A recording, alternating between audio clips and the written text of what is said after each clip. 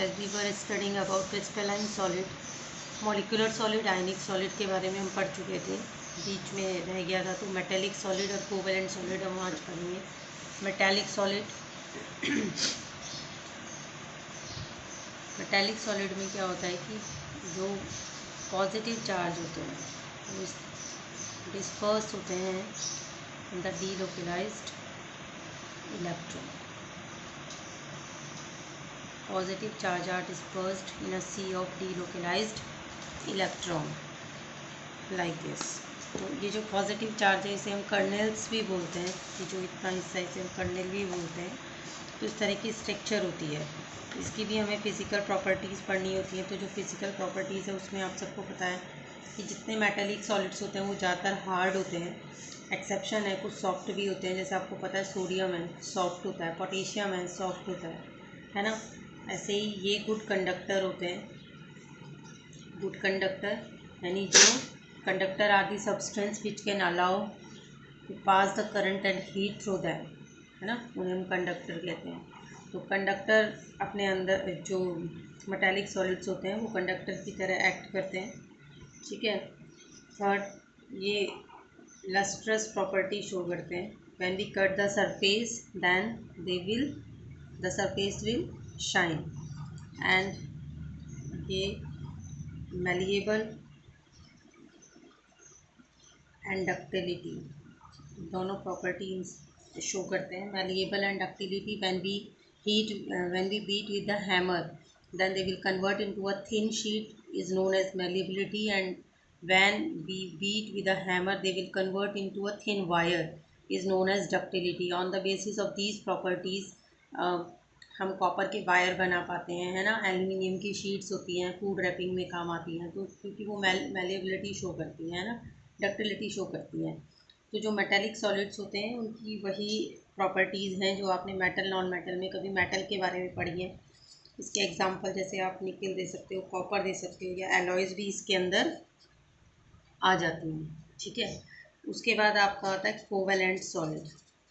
Covalent solid से भी आप लोग नोन हो, सबने प्रीवियस क्लासेस में पढ़ा हुआ है कोवेलेंट सॉलिड। इसके भी जो कॉन्स्टिट्यूएंट पार्टिकल्स हैं, कॉन्स्टिट्यूएंट पार्टिकल यहाँ पर एटम होते हैं जनरली, और यहाँ जो बॉन्डिंग होती है एटम्स के बीच में, एक कोवेलेंट फोर्स होता है यहाँ पर, क्या कोवेलेंट बॉन्डिंग होती है, यानी कि शेयरिंग ऑफ इलेक्ट्रॉन्स। शेयरिंग से बनता है जब बॉन्ड, तो उसे हम कोवेलेंट बॉन्ड बोलते हैं, ठीक है। इसके एग्जांपल में जैसे आप क्वार्ट्ज ले सकते हो, ठीक है, डायमंड है, ग्रेफाइट है, फुलरिन है, ये सब में पड़ा हुआ है ना। अब इसकी भी हमें फिज़िकल प्रॉपर्टीज़ पढ़नी है। तो इसकी जो फिज़िकल प्रॉपर्टीज़ होती हैं, ठीक है, इसकी फ़िज़िकल प्रॉपर्टीज़ में फर्स्ट सबसे पहले तो ये कैसे होते हैं, हार्ड होते हैं। अब हार्ड ये सब्सटेंस होते हैं क्योंकि इनके अंदर जो कोवेलेंट बॉन्ड होते हैं वो इतने स्ट्रांगली जुड़े हुए होते हैं कि उन्हें तोड़ने के लिए हमें हाई एनर्जी भी देनी पड़ती है ना। हार्ड होते हैं ये। दूसरी बात, एक्सेप्शन है केमिस्ट्री में, आपको सॉफ्ट सब्सटेंस भी मिलेगा, जैसे इसका एग्जांपल है ग्रेफाइट, ये सॉफ्ट भी होता है थोड़ा सा, है ना। दूसरा, इनका जो क्या बोलते हैं मेल्टिंग पॉइंट होता है वो हाई होता है, हाई मेल्टिंग पॉइंट होता है, but lower than ionic solid. लेकिन आयनिक सॉलिड से मेल्टिंग पॉइंट या बॉइलिंग पॉइंट कैसा होता है, कम होता है, ठीक है। थर्ड, ये क्या है, कंडक्टर की पुअर कंडक्टर होते हैं, कंडक्टर की तरह एक्ट नहीं करते। बट फिर से एक एक्सेप्शन आता है, graphite can act as conductor. तो ये सारी चीज़ें हमने पहले पढ़ी हुई हैं, जिसमें हमने आयनिक सॉलिड और कोवेलेंट सॉलिड के बीच के डिफरेंस पढ़े हुए हैं। तो ये कोवेलेंट सॉलिड वही है ना। अगर अब क्वेश्चन यहाँ से क्या आते हैं, क्वेश्चन यहाँ से आता है कि diamond is hard by, diamond is hard why, जबकि हम कह रहे हैं कि ग्रेफाइट सॉफ्ट होता है। तो आप सबको पता है कि जो डायमंड की स्ट्रक्चर होती है वो कुछ इस तरीके से होती है ना, 3 डायमेंशनल स्ट्रक्चर होती है। ये जो कॉर्नर है ये कार्बन एटम को रिप्रेजेंट कर रहे हैं, इसी तरह से आप उसमें ये यहाँ से ऐसे जुड़ते चले जाते हैं। तो 3 डायमेंशनल स्ट्रक्चर बनती यानी यहाँ पर एक भी इलेक्ट्रॉन फ्री नहीं है ना। बहुत कॉम्पैक्ट स्ट्रक्चर होती है, इसीलिए ये कैसी होती है, हार्ड होती है।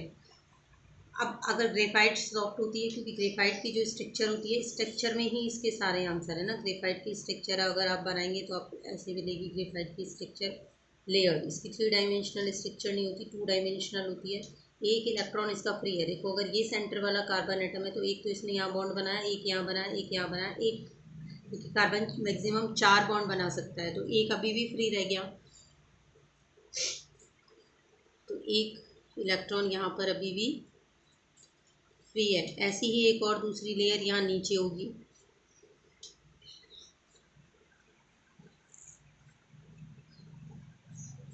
इस तरह से, तो यहाँ पर ये आपस में इस तरह से यहाँ पर जुड़े हुए होते हैं, है ना।